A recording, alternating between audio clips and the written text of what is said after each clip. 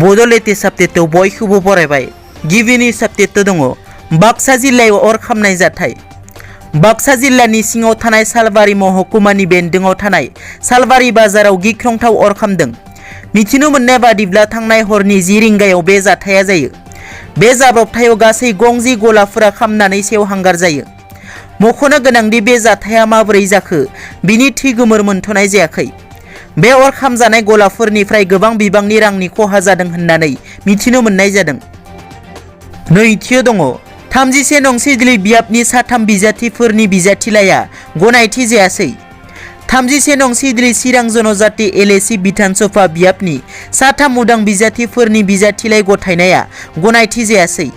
बिजाथिफोरनि मुं फारियै मनुमति गयारी भटार्स पार्टी इन्टारनेशनल, जसेफ बसुमतारी उदां बिजाथि आरो बुबुल दास उदां बिजाथि। बिनिनो गासै 7 बिजाथिफोरनि गेजेराव बिजाथिलाइ गथायनाया गनायथि जाबाय।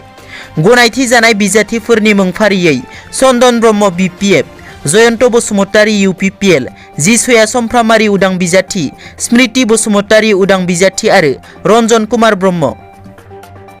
थामथियाव दङ मुसलपुराव डकाइतिया गुलि गावना लुथिना लाङो रां। बाक्सा जिल्लानि मुसलपुराव गिख्रंथाव डकाइतिनि जाथाय। बाइकआव फैनाय सिनाय मोनै दुथाङा गुलि गावनानै लुथिना लाङो लाख रां।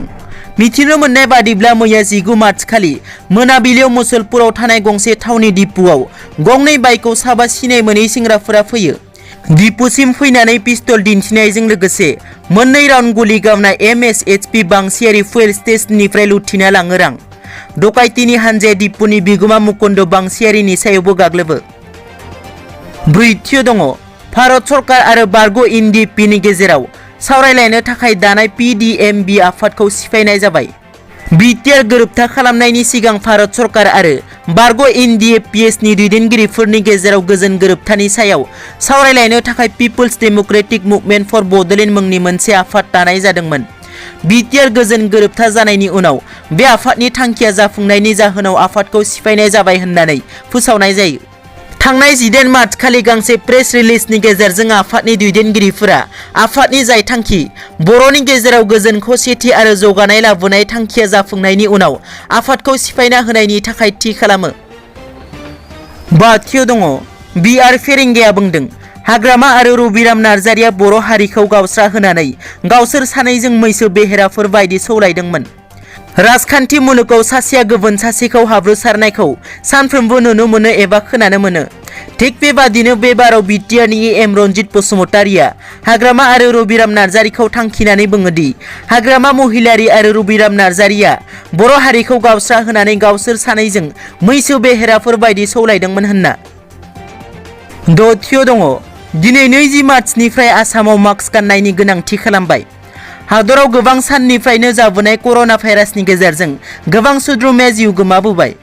मिरु सावस्रि बिफाननि रिपर्टआव थांनाय 24 घन्टानि गेजेराव हादराव गासै 4000निबो गोबां कर'ना पजिटिभ रिपर्टजों लोगोसे 188 सुबुङा जिउ खहा जानाय रिपर्टआ सोराङाव फैदों। आसाम सरकारा कर'ना जिउसानि थासारिखौ नोजोर होनानै दिनै 20 मार्चनिफ्राय मास्क गाननायनि गोनांथि खालामबाय।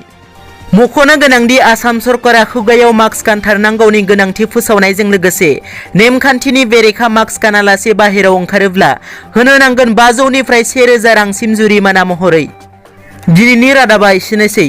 नोंथांमोना जुदि आंनि चेनेलखौ दासिमबो साबस्क्राइब खालामाखै अन्नानै साबस्क्राइब खालाम। गोजोन्थों।